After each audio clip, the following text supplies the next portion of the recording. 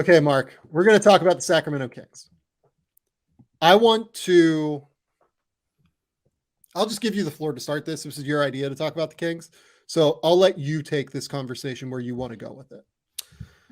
Yeah, I think I just wanted to go on and say that I'm excited for the Kings this next year. And I think I don't want to just keep beating the quote unquote underrated drum, but I think they had, they've sort of had the short end of the stick of being a team that wasn't crazy active in free agency or in trades. I liked what they did, and we can talk about that in a sec too. But in general, like I'm just kind of bullish on this team being quote unquote better next year because they've had this year together after doing quite a lot this last year. Um, when you're able to keep that entire core together, especially bringing back everybody in the front court, which I thought was really essential, while also adding some stuff as well, and maybe getting some more development in their depth. I'm excited about what this group can be because I think so much of what made them exciting for me last year is you could always see like the execution wasn't always there, but the effort was pretty unquestionable. And that sounds very cliche, but especially for what they were trying to do defensively, everything was about activity. Like play with as much activity as possible, do what you can to keep the ball in front. And I think you saw moments where it looked okay. They actually had moments of, especially the first 2 or 3 games against the Warriors, I thought their defense was stellar. And then, due to fatigue and just the way that things played out, I think that it waned a little bit. But I think that this is a team, I don't expect their offense to really fall off next season. What happens health-wise, I think, to be fair, this is a team that was really lucky with injuries last year. They really didn't deal with a lot until the playoffs, unfortunately, which totally bit them with De'Aaron's broken finger.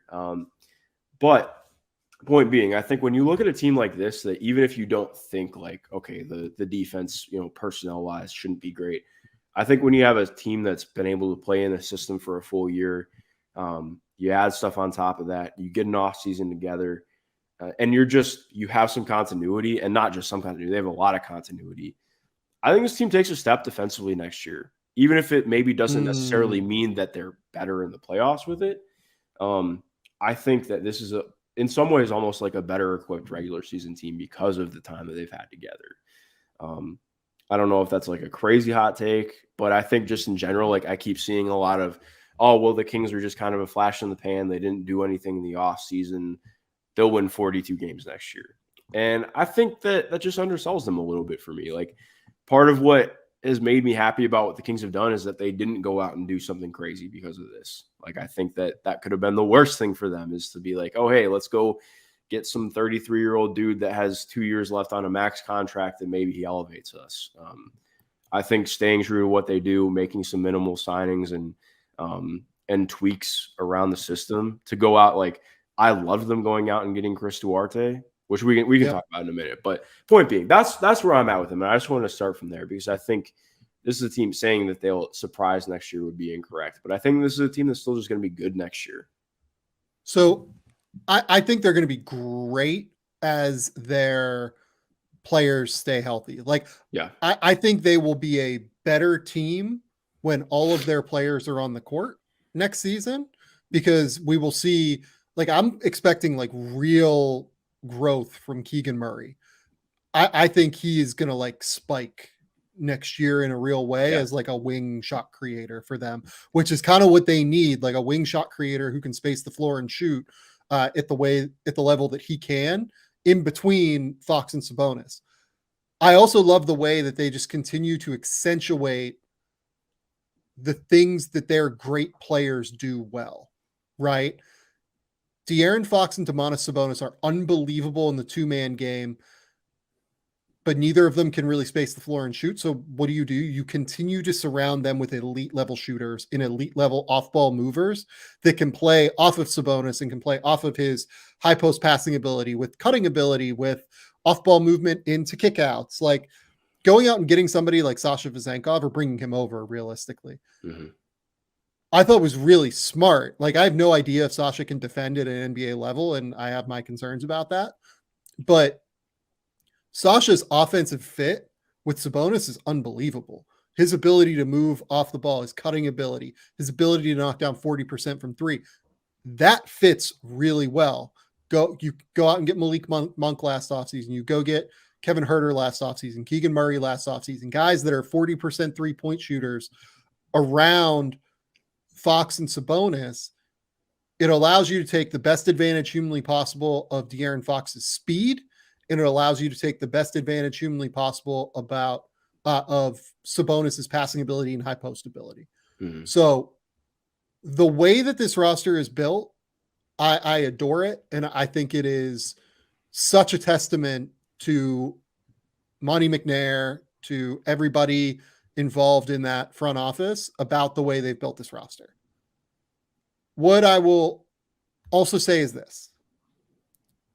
I do think it's pretty unlikely they stay as healthy as they did last year. Yeah, I'd agree with that.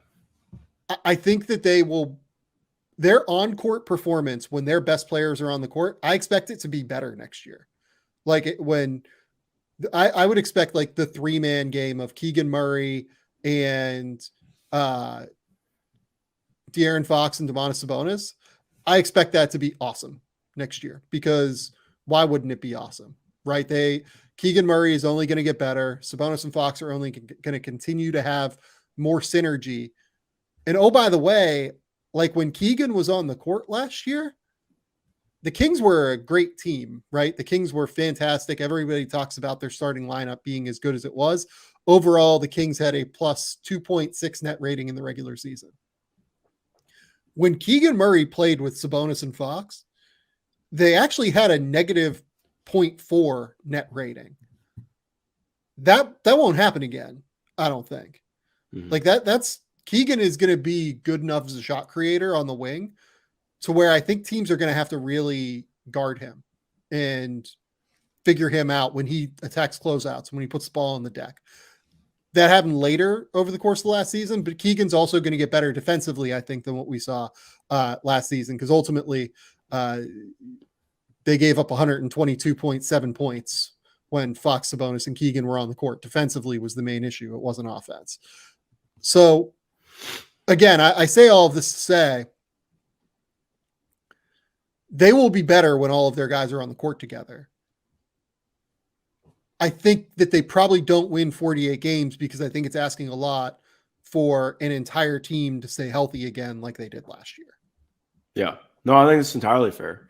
But what's interesting, though, is like even if I think that I don't know. I would honestly almost bet on them hitting it and potentially going over, just because I think that that might sound crazy, but to me, just in terms of looking at internal development and the way that things could go for them, like I'm a big believer in Davion Mitchell still. He is always going to get opportunities because of that defense, and like they just can't replace that. I'm honestly curious to see if this year, maybe not that he would overtake Malik Monk, but in terms of if he can really find ways to continue to get better as an offensive player. Not that he's bad, but I think in terms of finding more and more consistency, because the hardest part of last year was like what he does is that's good on the offensive side is what he can do out of pick and roll. This was not like a crazy high volume pick and roll team last year. Especially like it just felt like a very different mesh having him in there. I wonder what that looks like this year potentially if he can continue to improve on that. I'm also slightly rose-colored glasses because I just watched him in Rico Hines runs with, wearing freaking pants. Wearing dudes workout pants is crazy to me. It just never happens, which is very much a Davion Mitchell thing to do. But so I'm excited about that. Like, I think I kind of bank on like one of the guys like really popping in the youth core. Like, I think, okay, does Kessler Edwards take a step up and become like a real rotation guy this year, which I don't think is impossible. I think that could very well happen. Does one of their rookies like make something happen? Like, I don't think it would be wild if Colby Jones plays like a non-insignificant role this year. Like, right. Obviously, and you mentioned Duarte as well. Like, bringing in Duarte is like an interesting younger player that's honestly like a bit of a veteran age-wise, but obviously on a rookie scale deal still. Duarte struggled last year. He was hurt, as you know, obviously watching as many Pacers games as you do. It's really, really interesting to see what he can bring to the table, because I think potentially his shooting ability and like ability to be like kind of a secondary ball handler at times is really valuable for this bench unit without De'Aaron Fox on the court. And with Davion Mitchell, at times struggling a little bit offensively to create.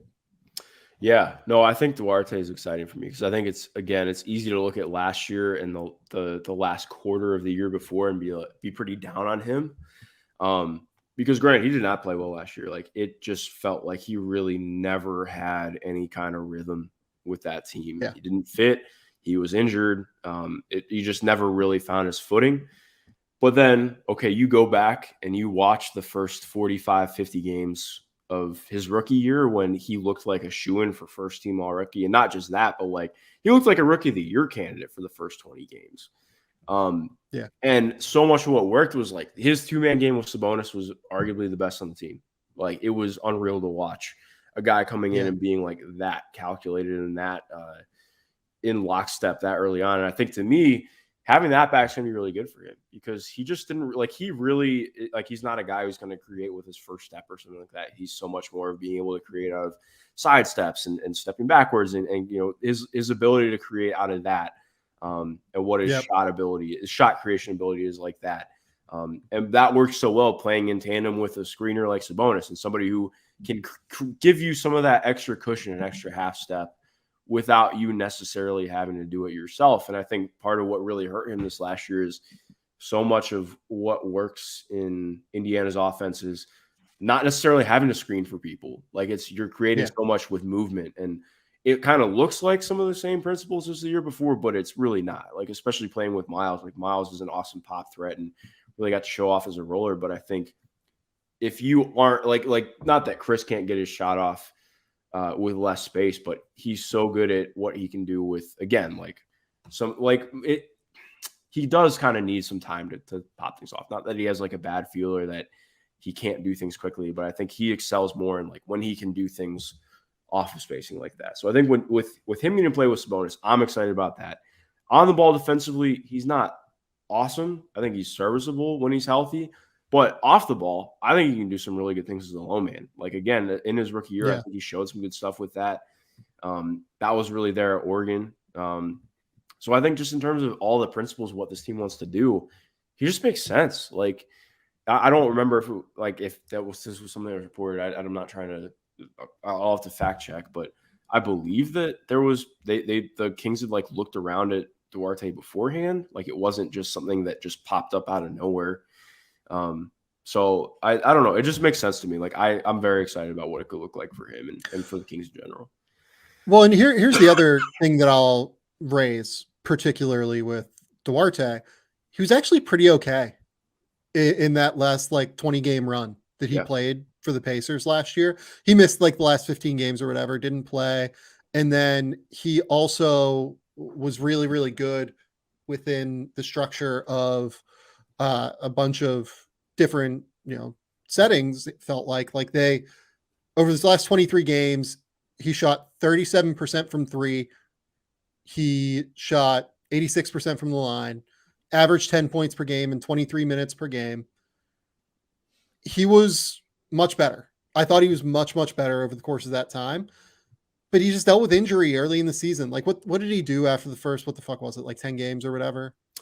I believe it was a toe injury because that's what happened to him when he was playing in, I think it was either AmeriCup or FIBA World Cup the year before. Cause he hurt his toe and ended up just he missed a bunch of time and had to kind of deal with that. And it hampered him quite a bit.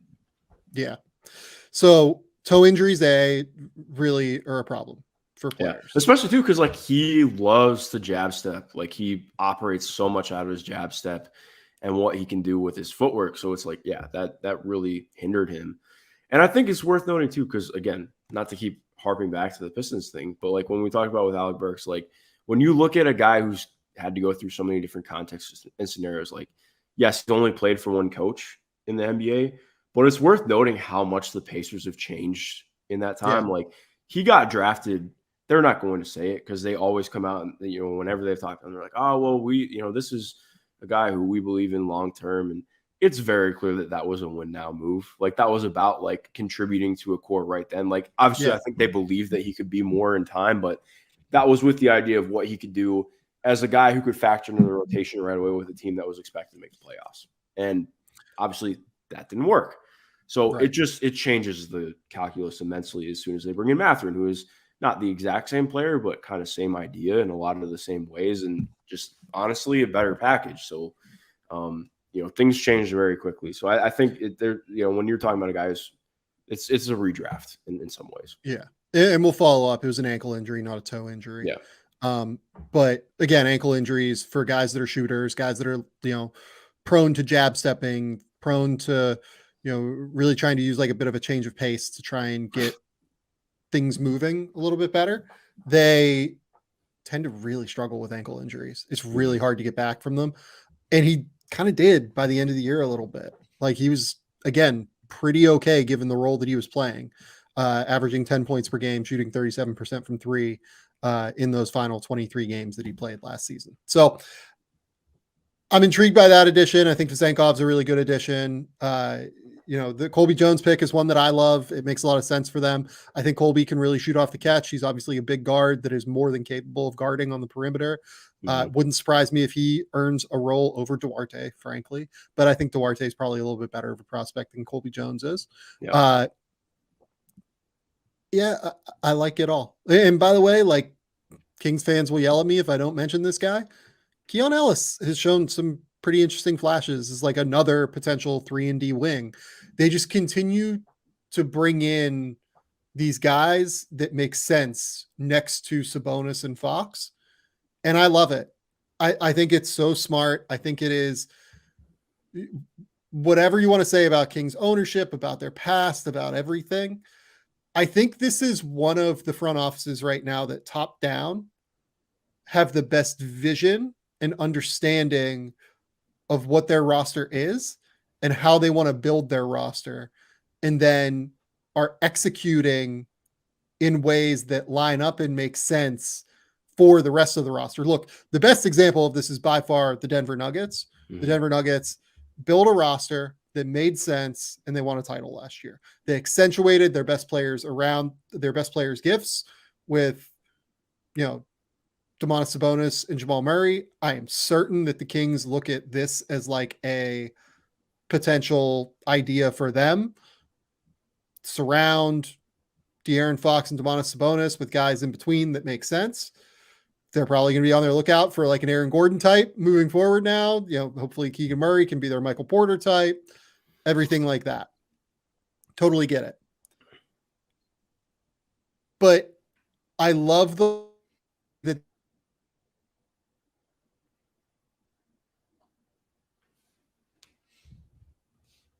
organization that just frankly needs stability. Go out and go re-sign Domantas Sabonis to this extension. Go, keep these dudes that you can keep. Basically, I think it's just so valuable for them long term in Sacramento. No, I agree. I do have one thing off that though. How tall do you actually think Keon Ellis is? I guess like 6'4"-ish. Yeah, he's not 6'6". Like, I'm sorry. I love Keon because I'm with you. Like, I think Keon could be a real NBA guy. I think the defense is so fun. He just has a lot to figure out offensively, in my opinion. But, yeah, if he were actually 6'6", I think I'd believe it more. Like, it doesn't always look like he's shorter than 6'6" on tape, which helps. But, yeah. It's hard to call him a wing sometimes because he's like, yeah. But, sorry. Here's the other thing, too. Like, until the Kings prove it in the playoffs with Domantas Sabonis, there will be questions. Yeah. The obvious point of comparison again here will be the Nuggets for Kings fans. They will say, look, the Nuggets just did this with Jokic, with Jamal Murray, with all these guys.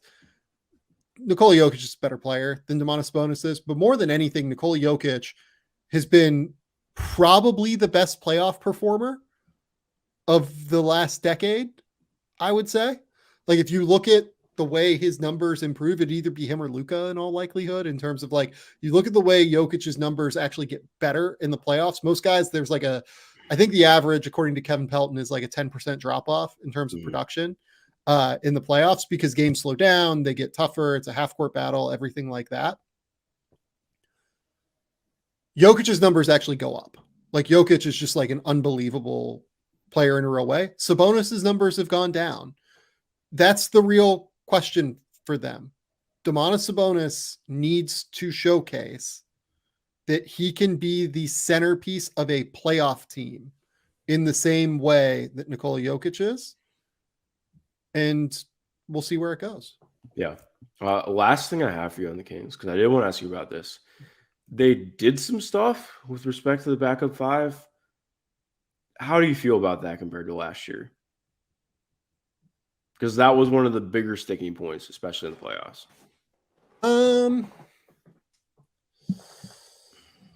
Not great, to be honest. They just, ran it back with Trey Lyles and Alex Len. Like, yeah, I think that my guess is that they think that they can probably find an option like at the deadline or something like that. Yeah, that was kind of my guess too, because obviously they brought in Nerlens Noel too, who I think is much more like break glass in case of emergency. If they're struggling with fouls or they need somebody a little bit more mobile than Alex. But I love Trey Lyles. Like Trey Lyles is good. Still one of my favorite stories of the last like 3 or 4 years is Trey Lyles just becoming a super fun front court player after being kind of an odd one of the last tweener guys who just didn't really work. So that's been fun. But yeah, I agree. It's an interesting spot for me. It's just going to depend. And they still have, not to just like throw Harrison under the bus because I love Harrison Barnes, but like they still have the malleability of making something happen with his money this year. So it's just going to be curious to see how they operate because they have like this next step is going to be really important for them. Yeah. Nikola Jokic over the last 5 years, he has averaged 24. What is it? It's 23.5, 11 rebounds, 8 assists while shooting 56% from the field, 34 from 3, 83 from the line. In the playoffs, Nikola Jokic in those 5 years has averaged 28 points per game, 12 rebounds, 7 assists while shooting 53, 41, 83. So it was pretty good. Nikola Jokic is crazy. He's so good. He is so good. That is bonkers. That is truly, truly bonkers. Okay, that's about all I have to say about the Kings at this point.